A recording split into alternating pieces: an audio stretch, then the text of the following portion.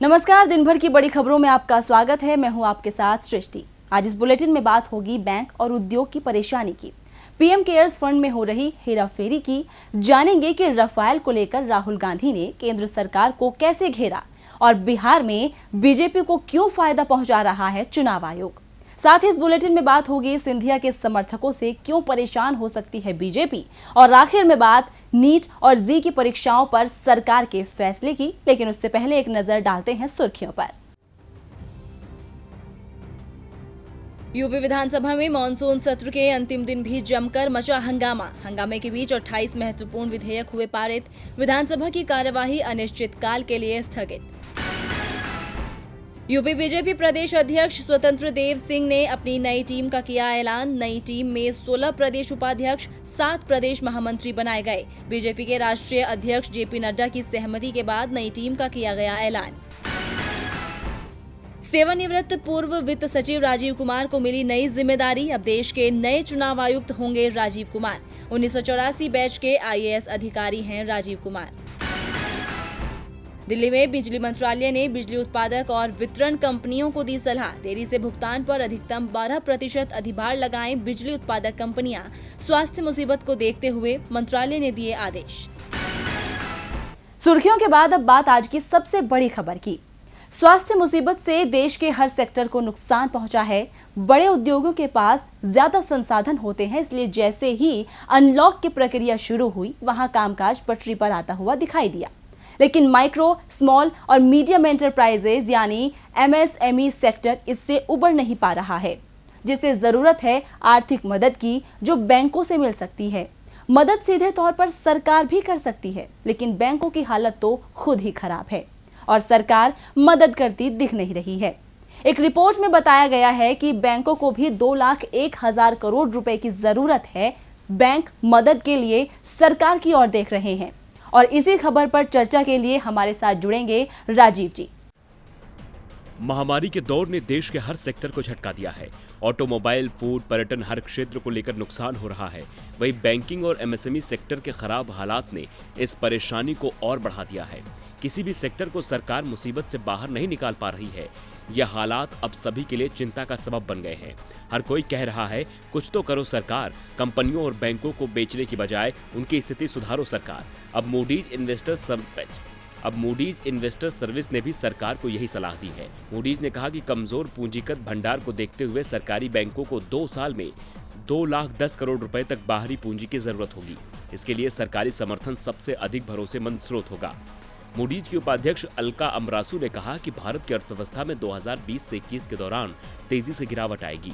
हालांकि 2021 से 22 में अर्थव्यवस्था में मामूली सुधार देखने को मिल सकता है, लेकिन उससे पहले मोदी सरकार को बड़ा कदम उठाना होगा। उसे आर्थिक मदद करनी होगी। जहां एक तरफ मूडीज चेतावनी दे रहा है, तो वहीं आंकड़े भी बता रहे हैं कि व्यापार की रफ्तार थम गई है। आंकड़े बताते हैं कि देश में 6 करोड़ 30 लाख एमएसएमई यूनिटों में 90% ने काम करना शुरू कर दिया है, लेकिन इनमें से 25% ही अपनी 50% क्षमता के साथ काम कर पा रही हैं। इसका कारण मांग में कमी, लॉजिस्टिक की दिक्कतें और फंड की कमी है। फाउंडेशन फॉर एमएसएमई क्लस्टर के एग्जीक्यूटिव डायरेक्टर तमाल सरकार का कहना है कि 85% एमएसएमई यूनिट घर से काम करती है और बैंकों तक उनकी पहुंच काफी कम है। सरकार ने जो लिक्विडिटी पैकेज दिया है वो उसका लाभ लेने में सक्षम नहीं है। सरकार को इनके लिए अलग से फंड या फास्ट ट्रैक मुद्रा का ऑप्शन देना चाहिए ताकि एमएसएमई को मजबूती मिले। ये आंकड़े साफ बयां कर रहे हैं कि देश मुसीबत से घिरा हुआ है और अगर सुधार नहीं हुआ तो करोड़ों लोगों पर इसका असर होगा, क्योंकि देश में एमएसएमई सेक्टर लगभग 11 करोड़ लोगों को रोजगार दे रहा है। देश के निर्यात में 50% और जीडीपी में इसकी 30% हिस्सेदारी है। अब देखना होगा कि इन चेतावनियों के बाद सरकार क्या कदम उठाती है। राजीव जी, इस समय पूरा देश मुसीबत में है और वो मदद के लिए सरकार की ओर देख रहा है।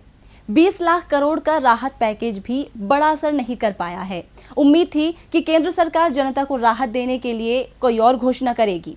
15 अगस्त को भी लोग उम्मीद लगाए बैठे थे कि पीएम लाल किले से कोई ऐलान करेंगे, लेकिन सरकार मदद करती नहीं दिख रही है। आखिर केंद्र सरकार किसका इंतजार कर रही है? जी सृष्टि, वाकई देश की अर्थव्यवस्था जिस हाल में पहुंच चुकी है उसे देखकर यही सवाल मन में उठता है कि सरकार आखिर किस बात का इंतजार कर रही है। क्या वो ये चाह रही है कि आम जनता अपना स्वाभिमान छोड़कर घुटनों पर आ जाए और फिर वो उन पर राहतों का मखमली चाबुक चलाए, या फिर वो इस बात का इंतजार कर रही है कि देश की सारी सरकारी और सार्वजनिक संपत्तियों को अपने उद्योगपति मित्रों को कौड़ियों के दाम बेचकर उन्हें विश्व के अमीर व्यक्तियों की सूची में सबसे ऊपर ले आए और फिर वो देश को ज्ञान दे कि ये सब देश की भलाई के लिए ही तो हो रहा है। और जनता भी शायद इंतजार कर रही है कि सरकार की संवेदनशीलता कभी तो जाग जाए, उसे लोगों का दुख दर्द दिखाई दे, या फिर जनता एक भव्य मंदिर बनने का इंतजार कर रही है जिसके बाद देश को भगवान भरोसे छोड़ा जा सके। वैसे भी इस वक्त यही लग रहा है कि देश को मझधार में ही छोड़ दिया गया है कि किस्मत की लहरें उसे जहां चाहे उसे पटक दे। देखिए सृष्टि, आर्थिक आपदा कोई प्रकृति का कहर तो है नहीं कि इससे आगे इंसान बेबस हो जाए। ये तो इंसानों के फैसलों से आई हुई मुसीबत है और इस वक्त देश में फैसले लेने का हक तो सरकार का ही है, मोदी सरकार का ही है, जिसने बीते मार्च से एक भी फैसला ऐसा नहीं लिया है जिससे आम जनता को राहत पहुंचे, बल्कि उसके सारे फैसले कुछ लोगों को लाभ पहुंचाने के लिए ही हुए हैं। आर्थिक विशेषज्ञ न सिर्फ आने वाली कठिनाइयों को लेकर सावधान कर रहे थे बल्कि उनसे बचने के उपाय भी सुझा रहे थे, लेकिन सरकार ने सारे सुझाव अनसुने कर दिए। जाहिर है कि उसे आम जनता की भलाई से कोई लेना देना नहीं है। इसीलिए चाहे सरकारी बैंक हो या एमएसएमई, जिस चीज से भी गरीबों का या आम लोगों का वास्ता है, सब बर्बाद हो रहे हैं और सरकार अपने आबाद होने के पैंतरे चल रही है। बहुत बहुत धन्यवाद राजीव जी तमाम जानकारी के लिए। अब बढ़ते हैं अपनी अगली खबर की ओर। जब से पीएम मोदी ने पीएम केयर्स फंड की शुरुआत की है तब से ये विवादों में है।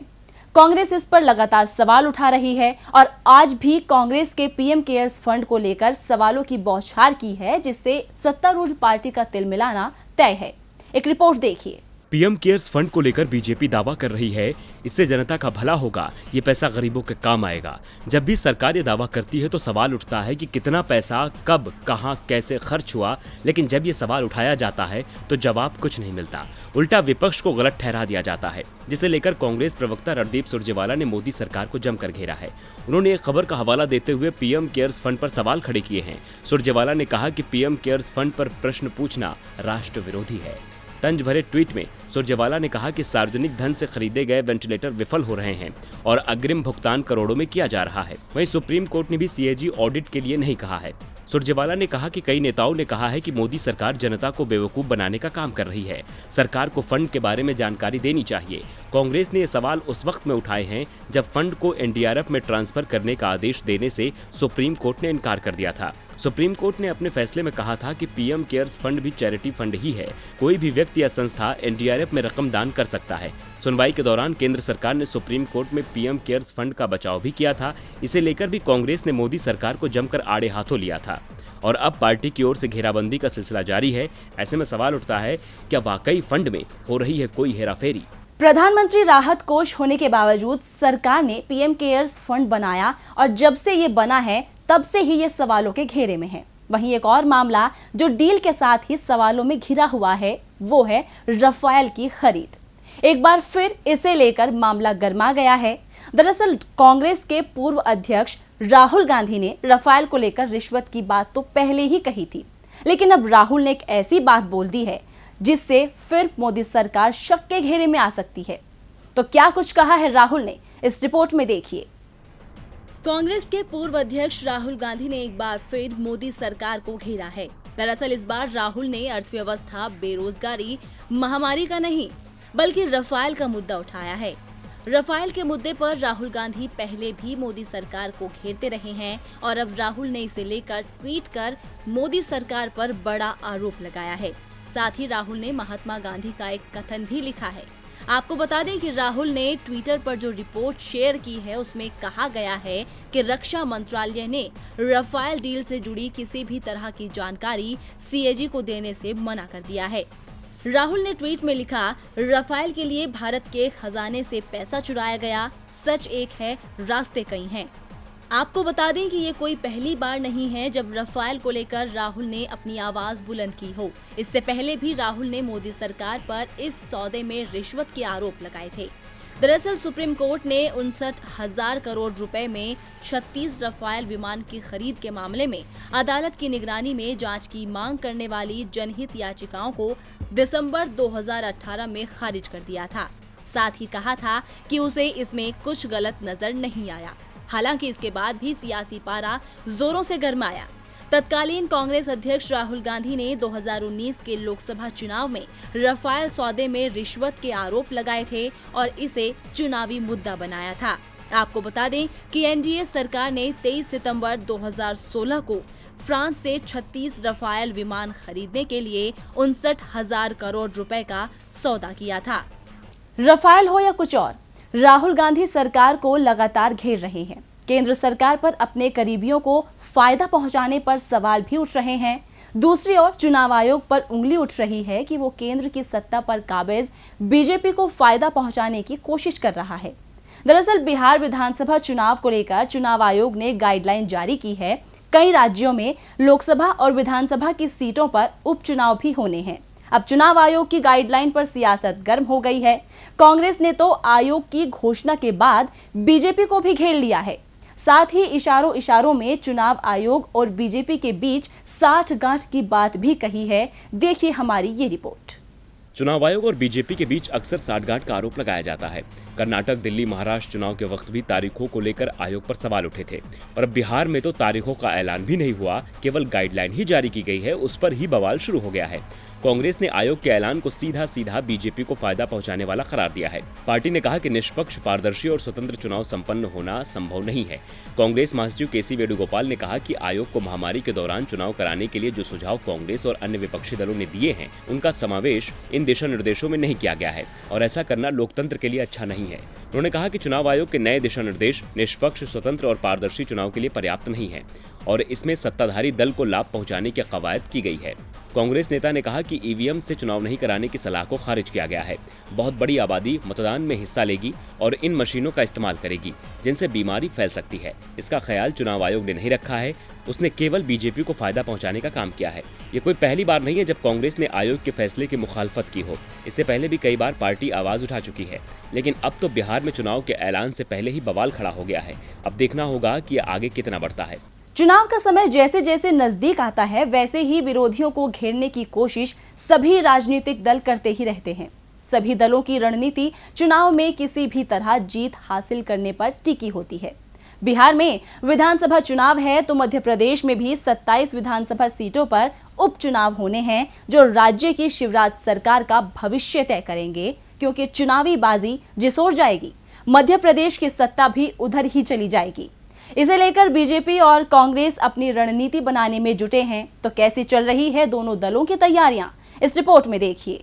मध्य प्रदेश में बीजेपी ने सिंधिया के सहारे फिर कमल तो खिला दिया, लेकिन अब उसका सत्ता में बरकरार रहना मुश्किल होता जा रहा है, क्योंकि कांग्रेस ने सिंधिया के गढ़ में ही सेंधमारी कर बीजेपी को सरकार से बेदखल करने की तैयारी कर ली है। दरअसल बीजेपी ग्वालियर और चंबल में डेरा डाल रही है। शिवराज और महाराज दोनों ग्वालियर और चंबल में 3 दिन तक धुआंधार प्रचार करेंगे और वहां की 16 सीटों पर जीत हासिल करने की कोशिश करेंगे। बीजेपी की कोशिश है कि वो किसी तरह से 16 सीटों को हासिल कर अपनी सरकार बचाए, लेकिन कांग्रेस उसके अरमानों पर पानी फेरने के लिए खड़ी हो गई है। कांग्रेस ने 27 अगस्त को पार्टी की बड़ी बैठक बुलाई है, जिसकी अध्यक्षता कमलनाथ करेंगे। बैठक में उपचुनाव की रणनीति के फाइनल ड्राफ्ट पर मंथन होगा। अब तक विधानसभा वार रणनीति तय कर रहे कमलनाथ 27 सीटों के लिए पार्टी की रणनीति को फाइनल रूप देंगे। पूर्व मंत्री डॉक्टर गोविंद सिंह ने कहा कि कमलनाथ पार्टी प्रदेश अध्यक्ष होने के नाते संगठन को मजबूत बनाने और उस चुनाव में पार्टी की जीत तय करने के लिए मंथन कर रहे हैं। इसी के तहत 27 अगस्त को होने वाली बैठक में उपचुनाव के फाइनल ड्राफ्ट पर चर्चा होगी। पार्टी की ओर से कहा जा रहा है कि कांग्रेस का ज्यादातर फोकस ग्वालियर और चंबल पर है। पार्टी यहां सिंधिया की धोखेबाजी को बताएगी। कांग्रेस बीजेपी और सिंधिया की नाकामियों को जनता के सामने रखेगी। कांग्रेस के इस प्रचार से बीजेपी को परेशानी हो सकती है, क्योंकि अगर जनता ने सिंधिया पर विश्वास नहीं जताया तो सत्ता को बचाना मुश्किल हो जाएगा। इसका फायदा सीधे सीधे कांग्रेस को मिलेगा। यानी साफ है कि बीजेपी जो सोचकर सिंधिया को पार्टी में लाई थी वो उल्टी पड़ सकती है। खैर, ये तो चुनाव परिणाम आने के बाद ही पता चलेगा कि मध्य प्रदेश में शिवराज का ताज बचेगा या फिर कमलनाथ वापसी करेंगे। वहीं चीन की भी कोशिश है कि वो भारतीय बाजार में फिर से वापसी कर ले, लेकिन भारत चीन को लेकर लगातार सख्त कदम उठा रहा है, जिससे चीनी कंपनी मुसीबत में दिख रही है। जी हाँ, मेक इन इंडिया को प्राथमिकता देने के लिए भारतीय रेलवे ने 44 Vande Bharat train set rake tender को रद्द कर दिया है, ताकि किसी चीन कंपनी को यह टेंडर ना मिल सके। अब नया टेंडर नए नियमों के साथ अगले हफ्ते जारी किया जाएगा। देखिए ये रिपोर्ट। चीन के अतिक्रमणकारी रवैये के बाद से ही भारत ने अपने यहाँ चीनी निवेश पर लगाम लगाना शुरू कर दिया है। कई सेक्टरों में चीनी कंपनियों के काम करने पर अघोषित रूप से पाबंदी भी लगा दी गई है। चीन के 100 से ज्यादा ऐप पर प्रतिबंध लगाया जा चुका है और अब भारत सरकार ने चीन को लेकर एक और सख्त फैसला किया है। दरअसल भारतीय रेलवे ने Vande Bharat train set rake tender को रद्द कर दिया है। ये टेंडर इसलिए रद्द किया गया क्योंकि इसमें चीन की एक कंपनी हिस्सा ले रही थी। रेलवे की ओर से टेंडर को रद्द करने का कारण मेक इन इंडिया को गति देना बताया जा रहा है।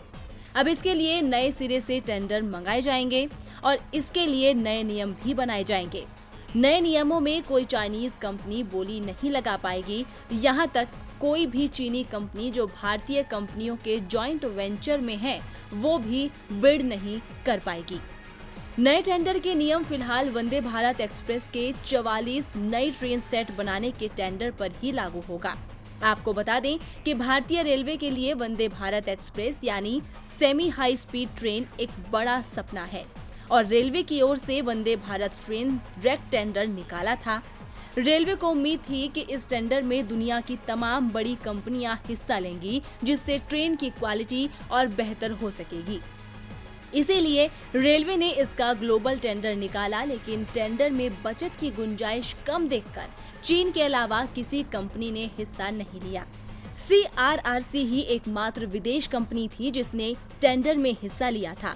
CRRC को मिलाकर कुल 6 कंपनियों ने टेंडर में हिस्सा लिया था, लेकिन बाकी 5 कंपनियां भारतीय हैं। बता दें कि CRRC चीन की सरकारी कंपनी है जिसने गुरुग्राम में अपनी भारतीय सहयोगी company Pioneer film made private limited के साथ मिलकर एक जॉइंट वेंचर कंपनी CRRC और पायनियर इलेक्ट्रिक प्राइवेट लिमिटेड बनाया और इसी के नाम से टेंडर में हिस्सा लिया था। और बुलेटिन के आखिर में बात नीट और जी परीक्षाओं को लेकर NTA की क्लीन चिट की।